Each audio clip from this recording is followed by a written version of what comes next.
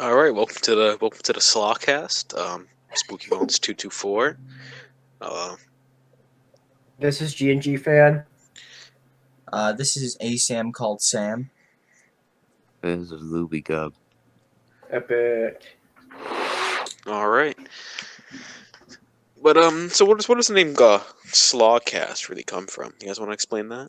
Well, there's this dish from ancient Greece mythology called Coleslaw. It's coal mixed with a bit of slaw. There you go. Yeah, the name Slawcast was actually we came up with the idea because I came up with the hypothesis that everybody's like parents or like if you're over the age of 30, you eat coleslaw. And it's the simple hypothesis is based off the fact that if you ask your parents if they eat coleslaw, I bet you, I wager Looby Gub's soul that if Why mine? you ask your parents What if did they I eat do? coleslaw, they will agree it's a yes. Well, yeah, because like my parents eat coleslaw, freaking Spooky and Luby and Sam, they all eat all their parents eat coleslaw. Like we literally figured that Yeah. out. I haven't seen my parents in Plus 4 Godzilla years. Man. Yeah, Do we you have a think, fucking so- 30-year-old friend named Godzilla, man, and he confirmed he eats coleslaw. Say, Yeah. where does this So- Godzilla Even so- though oil it's come fucking from? disgusting. That's like the whole point of the joke is that coleslaw is actually pretty fucking disgusting. Like, you know. What's your thoughts on coleslaw, Sam? It's the most disgusting thing I've ever tasted. The other night, I asked my mother why she likes it. She said the texture is cool, and it's cold, and it tastes kind of weird. And I go, she likes it. I don't know why. Worse than blue cheese? I feel like I've probably had blue cheese in like 8 million dishes, but I've never had it on its own. So I don't it's know. fucking worse. Really. It tastes like actual shit. Like, no exaggeration. It tastes just like shit. Don't ask how I know what shit tastes like. Just take the shit. Really? Wow, really? Can we see, editor, can you roll the Looby Gub eating shit tape, please? Oh, that was really Thank cool. you, Yeah. Edgar. That was really cool. Thank you. We really needed that. That was really important. Yeah. So what's your guys' favorite movies? Oh, thank you for asking. There's this space movie from 1992. I forgot what it's called, but it's really cool. What? Really? What, 2001: A Space Odyssey? No, it's a movie called Gay N-Words from Outer Space. Oh my god. That's Bruh. your favorite film? I thought your favorite movie was the 1971 classic The Baby. Yeah, everybody knows Oh, that. actually, I'm actually not too fond of that movie. Yeah. Really? Yeah. You've treated that film way too harshly. No, I don't think That I film have. is a masterpiece. I think that film is rather That not film is an objective well fucking made. masterpiece. Like, it's like people say it's better than 2001: A Space Odyssey. You know? I don't think And it I'm- is. Well, And I've-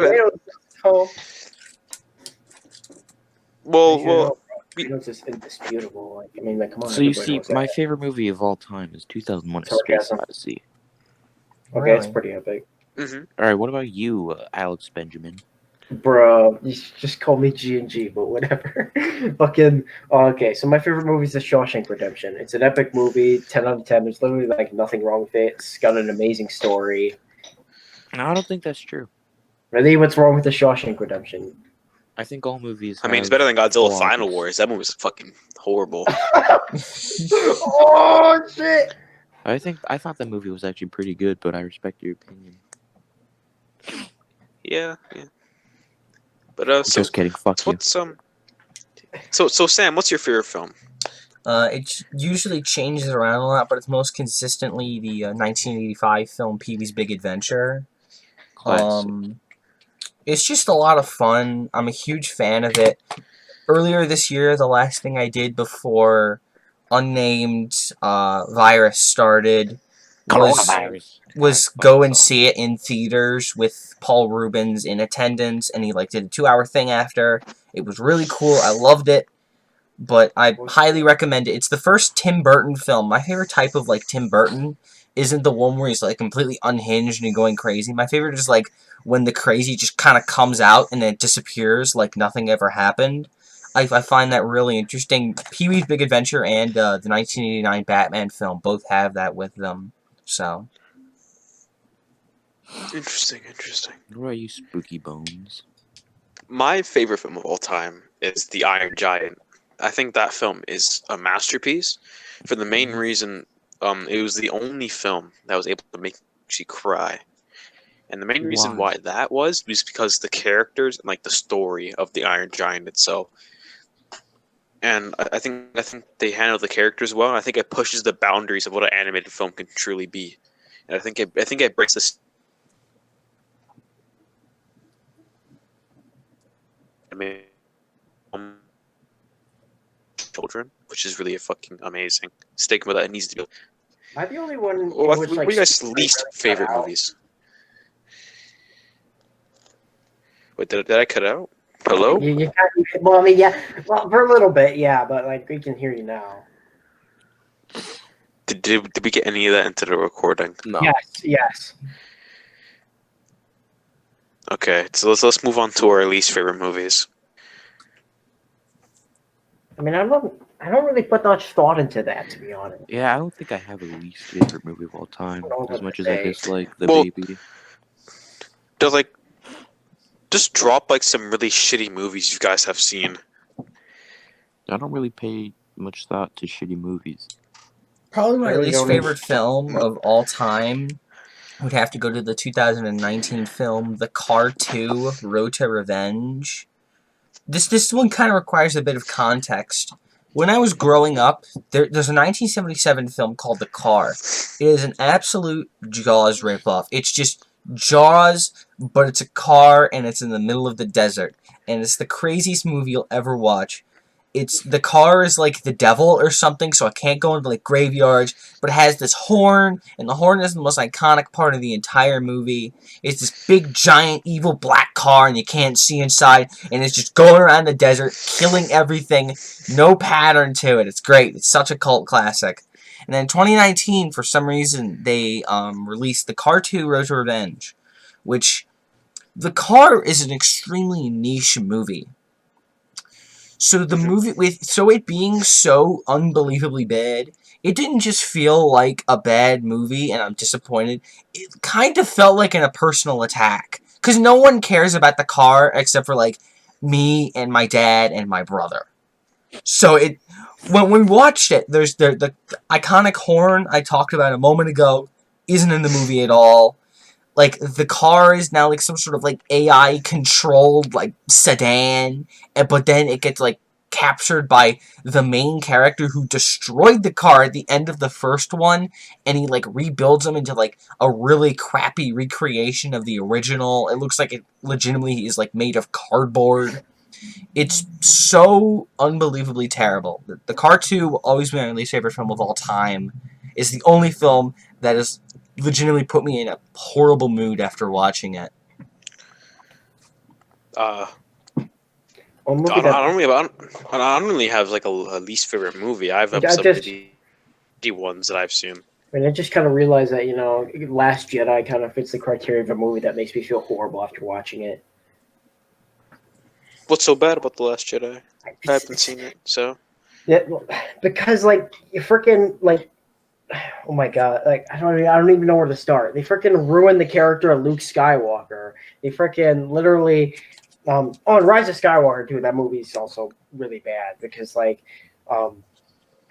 just okay, well yeah, I don't really know where to start because pretty much like everything is wrong with those two movies. They just like the thing that probably bothers me most is that like they undo like the story of like Anakin and Vader, which is like literally like my favorite thing about Star Wars. They literally make everything he did, everything that happened in the first 6 movies, completely pointless by this horrible sequel trilogy that just and the new characters suck. They have terrible character arcs.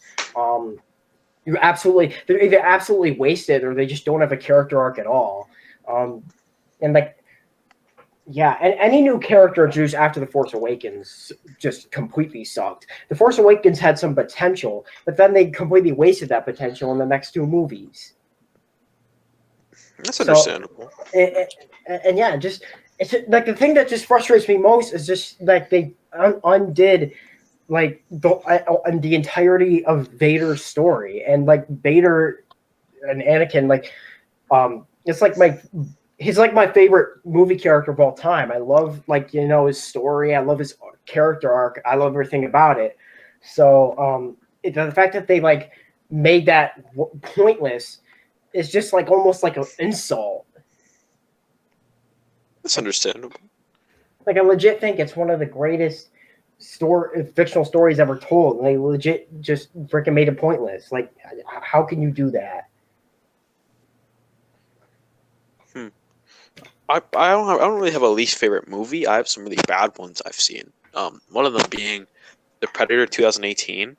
That movie was a fucking piece of shit. I hated that film when I first saw it. It feels just so negative. And like they reuse like what the big like super alien they use in the film, guys, like the super predator, the fuck that one's called.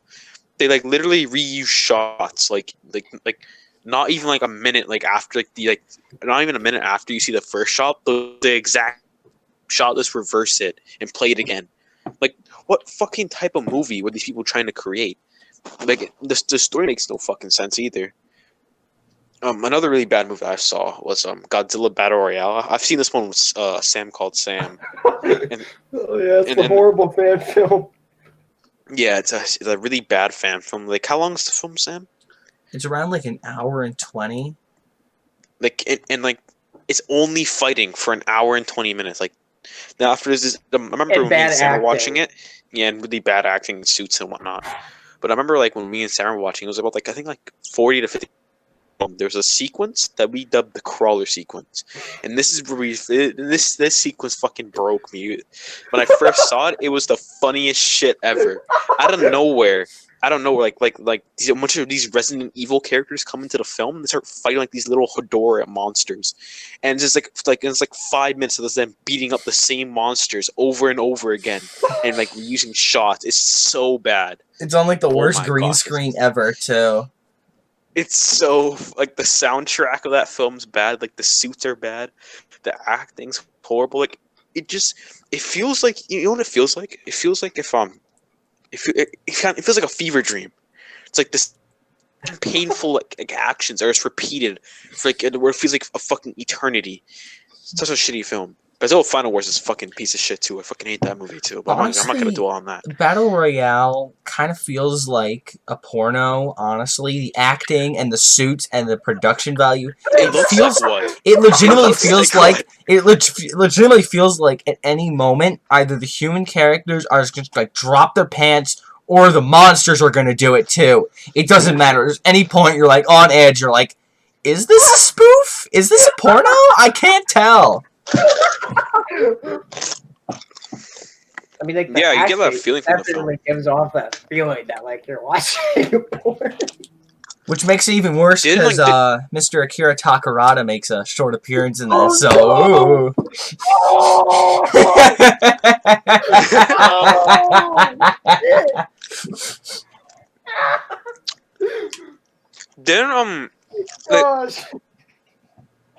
Didn't like the director of that film go like really fucking mad? Like everyone was trashing on this movie. The worst thing about it is like the director is like this really emo kind of. He like can't take any criticism. Like literally, Kaiju Noir like did a review and he was being pretty awfully nice considering how awful of a movie it is. He gave it a 3 out of 5. And he still went on Facebook and bitched about it. Like, oh my god, I feel so bad. It makes me not want to make a film again. Like, oh my god, like Jesus, like stop being such a little emotional bitch. A 3 out of 5 is freaking generous, and like all of his criticisms were completely warranted. I don't understand how like someone could sit down and spend like didn't the budget like $10,000, right? They shot it over like 7 years every year at G-Fest. For context, because this is obviously for anyone watching, you're probably not thinking of this as a Godzilla podcast, but let's make it a Godzilla podcast for a moment. G-Fest is a convention that's held in Chicago every July. Like I think it's like around like the first 2 weeks of July or so. And they shot this movie every single year at G-Fest for 7 years.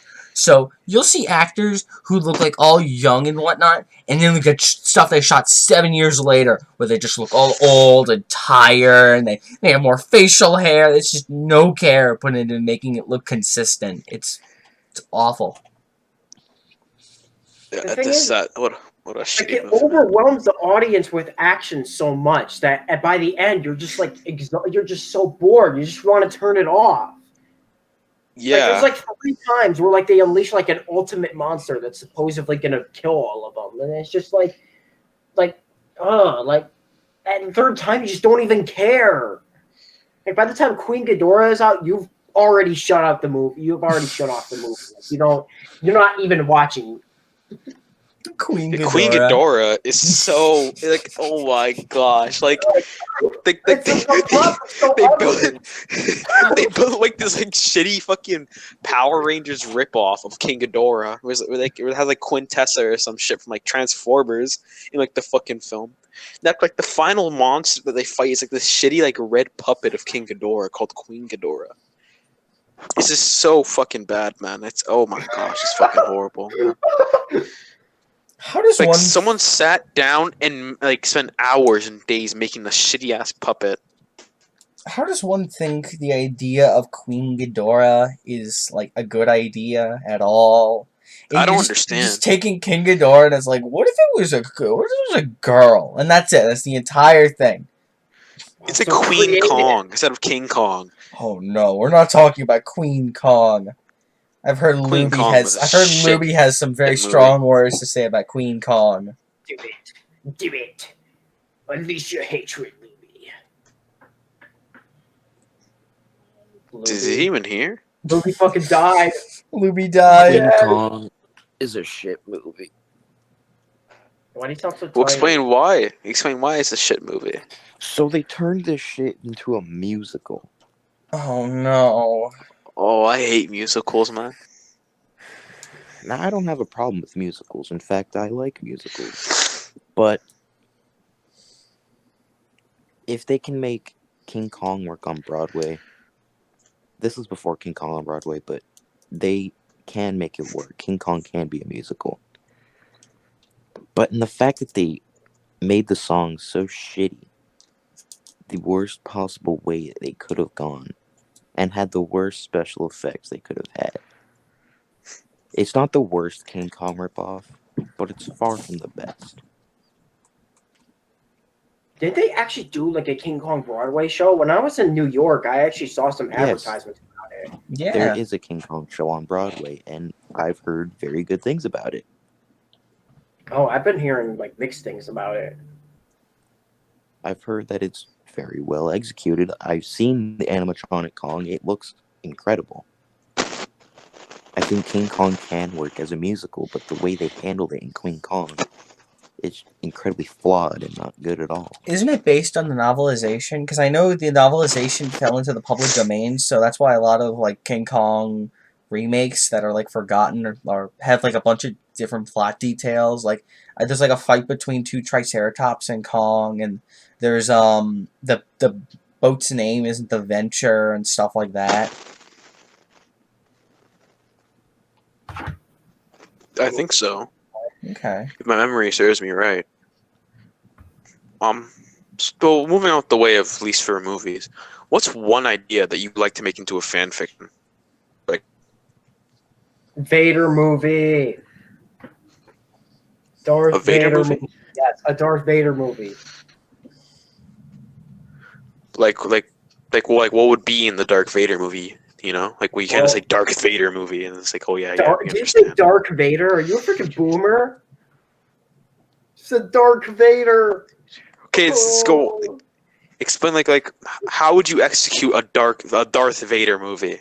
Oh my god, you almost said it again. Okay, so this Darth Vader movie would take place between Revenge of the Sith and, well, technically Rogue One now, since like Rogue One takes place directly before A New Hope. So yeah, between Revenge of the Sith and Rogue One, and it had Vader hunting down and killing Jedi, and it also delve into his psyche, like why he continues to serve the Emperor, and like, you know, why why he's unable to why he clings to the dark side, why he's unable to let go of his hatred and return to the light.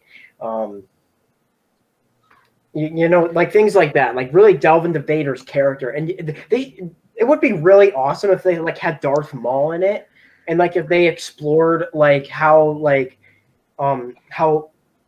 Crimson Dawn, which is the crime syndicate that Darth Maul starts in the Clone Wars, like and maybe tie it in like with Vader, like how that crime syndicate goes down, because we know in Rebels that crime syndicate is completely gone.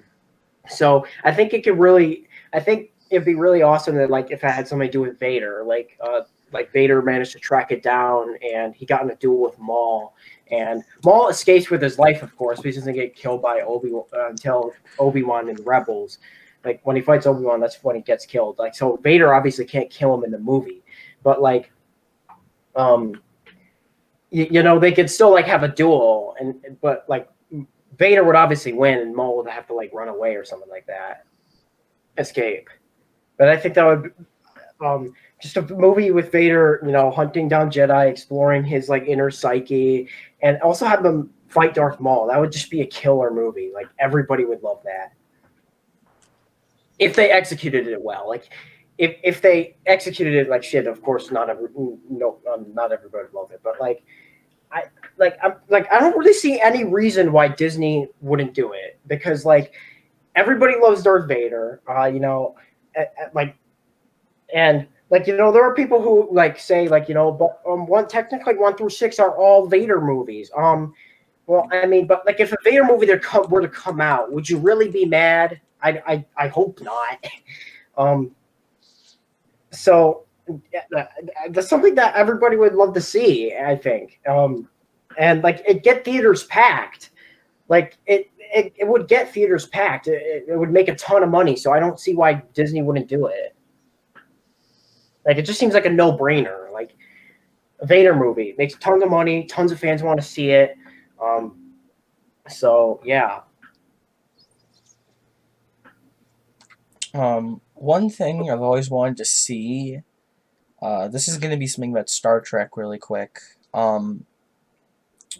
In the second like series of Star Trek, not counting the animated series, there's a character named Q, and he's basically like a demigod, more like just kind of like a god. His race is usually very peaceful, and they reject their powers because they can do anything. They can twist reality, they can go back in time, they can do anything. But all the other Q in the Q continuum refuse to use that power, except for one who just goes around and messes with the crew of the Enterprise. And I've always wanted to see an episode of Before the Next Generation where we see Q encounter them, because we've seen they ruined Q later on. In the first appearance, he's very intimidating. Then he gets less and less, but every appearance he's in is in the Next Generation, and those are good. And then he shows up in Deep Space Nine, and then he's in Voyager, and he gets married, and he has a kid, and it's really bad.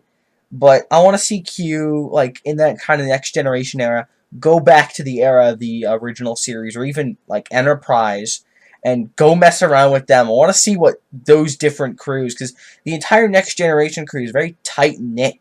They don't disagree with each other that much, unless it's like a really, really big deal.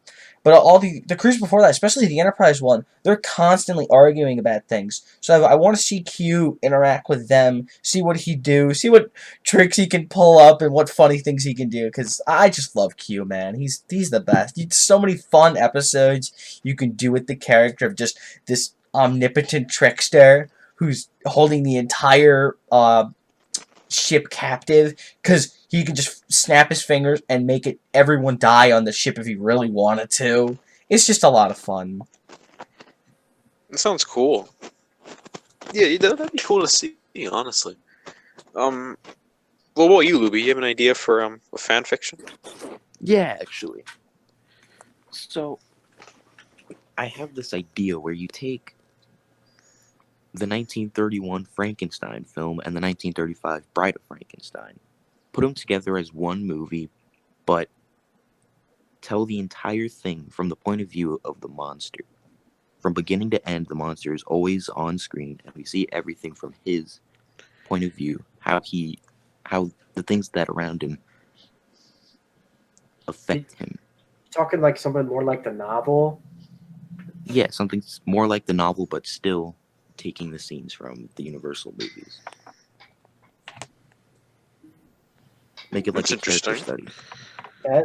That sounds really cool. I've read the novel like twice, and I honestly do think it's better than both those movies. But I don't dislike the movies. I think they're still pretty cool. But That's I love the intriguing. book. I'd love to see that. One thing I'd like to see would be like for like my version would be kind of like something in like the JoJo universe. That'd be really cool. Especially like I wish part 9 would be like set in the modern 2020, and then like it'd be cool to see like the main character be like an assassin group, kind of like in part 5 where they have the squadra. Like they just kind of have like an entire part like revolve around them doing certain hits on like different mob bosses and like crime syndicates. It'd be really fucking cool. That like they can go to like Detroit or something, or like they can travel across the world doing like different hits and shit. That'd be really cool. Okay.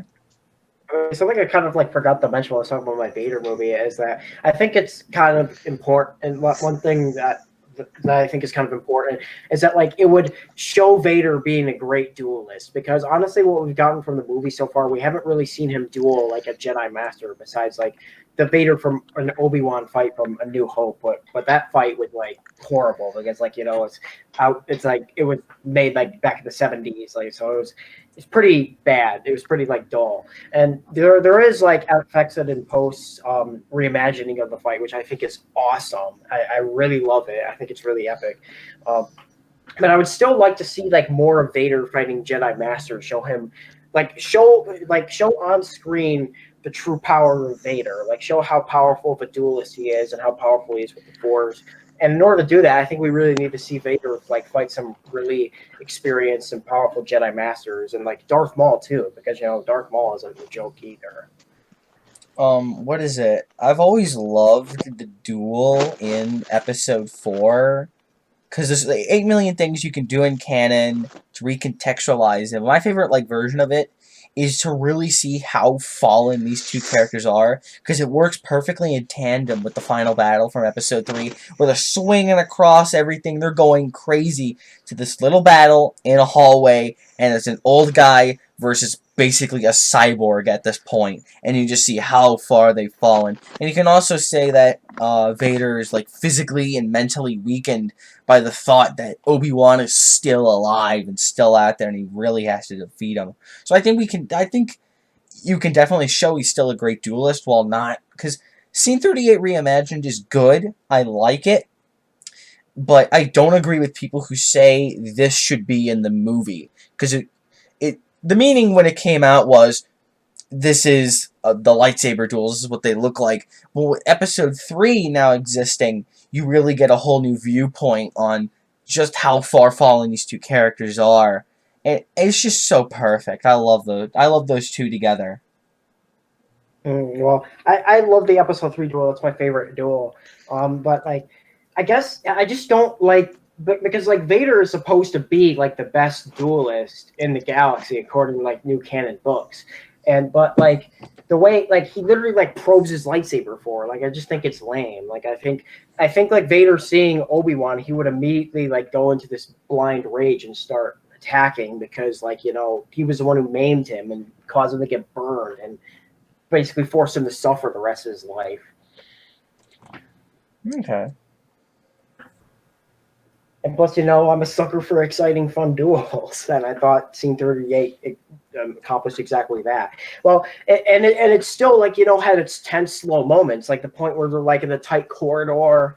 I love that, because I love like how they like added like this red glow and stuff. I just think it's a bit too far. I think you can make the battle in the original Scene 38 better if you really want to, but the Reimagined took it a bit too far, in my opinion. Like once they start like doing flips and whatnot, I'm out of it. If you keep it to more of a duel, that's like episode 5's, where it's exciting and it's tense, or even But they episode didn't 6. do any flips. I know, but stuff like that where they're pushing each other around. I think that they should have kept all the force abilities from the first movie, which is literally just choking and mind tricks, because that keeps in the canon a bit better, in my opinion. I think they should just calm it down. Don't make it as crazy. Make it something more like episode 5 or 6 is the lightsaber duels, where they're more emotional and more tense than just the choreography carrying the entire thing. And there's still emotion in those battles, but it more carries it with the action and the visuals than the emotion and the meaning of the scene, as the duels in episode 5 and 6 and even 4 mean. That's interesting. Yeah. Those are both interesting takes. How would you do like a Godzilla film? That'd be interesting to see. Like, do you have any Godzilla ideas, like for like a fan film or something? I've been working on one for years now, called Future Godzilla, and I've said multiple times, if I were to ever make a Godzilla film, it'd probably just be Future Godzilla, because I love that millennium tone that stuff like Godzilla 2000 and Godzilla vs. Megaguirus carry, where they just threw out a crazy idea and they just went with it. And I don't know, it's just a lot of fun. I love those early Millennium, all the Millennium films really. I love them because they did something really crazy with the character that hadn't been done before. Like, we're gonna have Godzilla basically fight a black hole. We're gonna have Godzilla be reawakened spirits of the dead. We're gonna have Godzilla fight the original in the body of Mechagodzilla. We're gonna have Godzilla meets the Matrix, basically. It's crazy stuff like that, which is why I love Godzilla, because you can tell so many stories and feed so many emotions and meanings and all these different things. It isn't just the same movie over and over again. It's always something fresh and it's always something new. I agree with the fact that Megaguirus is underrated. Yes. 100%. Why does everybody hate that movie so much? Because they hate fun. The movies, I actually like that movie a lot. It's a good film. Do you care to explain like how would you like what the plot of Future Godzilla would be? I have the script lying around somewhere. So basically, it's like the year 2024, and to finally get rid of Godzilla, the world's governments all combine together and make the anti-Godzilla time cannon, which is basically a cannon that can shoot out a beam and send Godzilla anywhere in time. And they're ready to send him all the way to the future. And during its test run, it fails, and it sends a Godzilla from way far in the future, past humanity's time, who's thousands of times stronger than any Godzilla. So as soon as he comes out, he rampages. The real Godzilla senses him, he meets him in the city, and just decimates him. Future Godzilla just completely murders the original Godzilla. So now it's up to the crew of like Mechagodzilla to go retrieve his son, try to coax him to coming back in, but he's grieving too much, so they have to go fight him himself. Junior shows up out of nowhere, and it's just this 2-against-1 battle for the end of the world, basically. And they shoot him, and he's just right back in time. It's I've always loved the idea. I love time travel movies in general. There's so much you can do with it if you really just turn your brain off and you don't think about it too much. I love non-linear story structures, and I wanted to do something with Godzilla that involved time travel, but it isn't just we're going to different time periods and there's different Godzillas, but instead of them being the time travelers, be the time travelees who are seeing this Godzilla come back from the future and to just wreak havoc everywhere. If you like time travel movies, you probably like Tenet. That's a really good movie. Yeah, this year. I've yet to go see Tenet in theaters. I've been pretty busy lately, but I've definitely given it some real thought to go see it. It's really good. It's really good, man. D&G, how would you handle like what would be your Godzilla like fan film if you were going to make one? Oh, the thing is, I was thinking. Well, I've been wanting.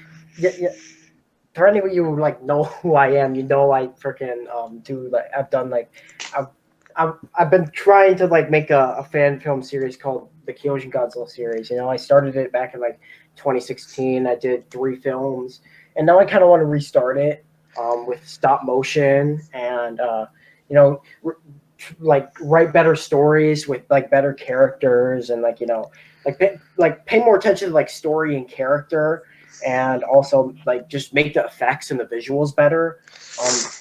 Not, not, I know that the first one would be a film called Godzilla God of Monsters, which is a film that I've kind of been talking about for like 3 years now, I think. Um, uh, the thing is, like, I have like multiple projects going on, so it's kind of why I've been like kind of like delaying it a lot because I've also been working on my own dinosaur documentary project called Dinosauria: Ascension, Domination, Downfall. It's gonna be pretty epic, but you know.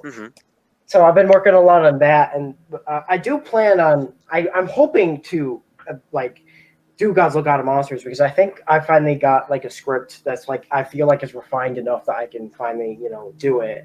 Um, so basically, do you want me to like tell the story? Yeah, yeah. Yeah, that'd be cool. Okay. I'm not really sure whether I should spoil it or not. Basically, Just give it's like a general rundown. Yeah, okay. So, basically, it's about there's an island called Lagos Island where a remaining pair of Godzillasaurus, a fictional species of theropod, has survived on an island nearby Japan, and Japan wants to colonize this island because of their. This takes place in the 50s. Japan wants to colonize this island because of overpopulation problems, to solve the problem of overpopulation. They send some explorers there. They find the dinosaurs, and one explorer named well, actually, he's not an explorer. He's a journalist who goes along with the explorer so he can like report on it. His name is Steve Martin. He's based off the character from the American version of the original Godzilla. And he's adamant about that Japan shouldn't colonize this island because the dinosaurs around there should be kept as a nature preserve. But they don't listen to him, so they colonize the island anyway. And basically, tensions grow with the Godzilla source of the humans because the humans invade their territory. They put them into like an enclosure and stuff, like put them on display. Eventually, this tension all culminates eventually.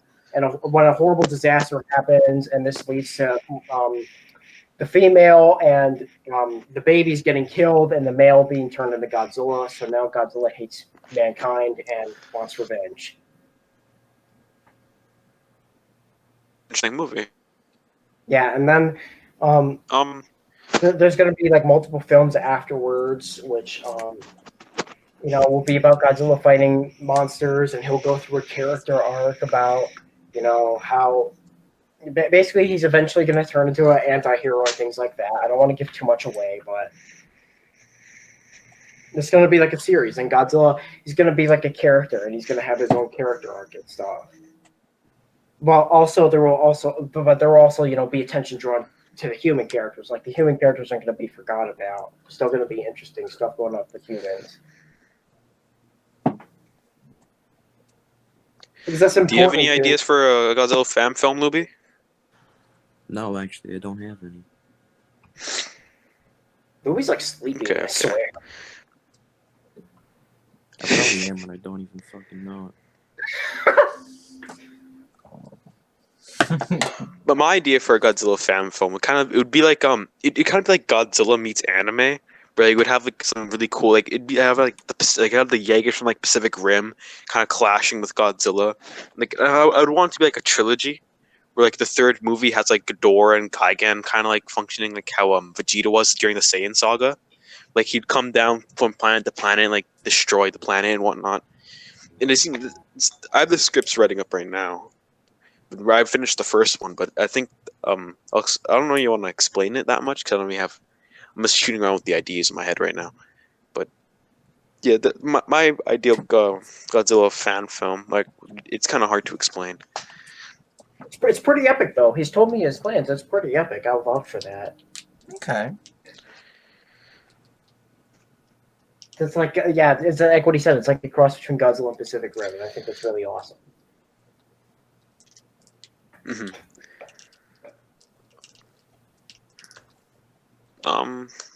Do you guys want to wrap things up, or How long is this thing going? You like see? Can you see how long we've been going for? Nah. Okay, Hmm. well, I think that this is about time to wrap things Wait, up, everyone. So, finishing Did statements. we explain Slaw's the Law? Okay, we can explain Slaw's Law. Go No, ahead, no, no, no. GG. Leave it as a cliffhanger. Okay, we'll leave it as a Get them cliffhanger into for the episode second 2.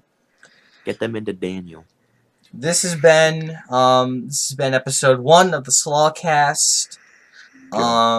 Episode 1, Joe. Stay tuned for next week when we come out with episode 2, Daniel, and we give the answer for what is the Slaw's the Law? What is it? I don't know. Well, okay. We'll see you all later. Have a good day. Remember to not eat your veggies. There are razor blades laced into them. Do heroin. Farewell.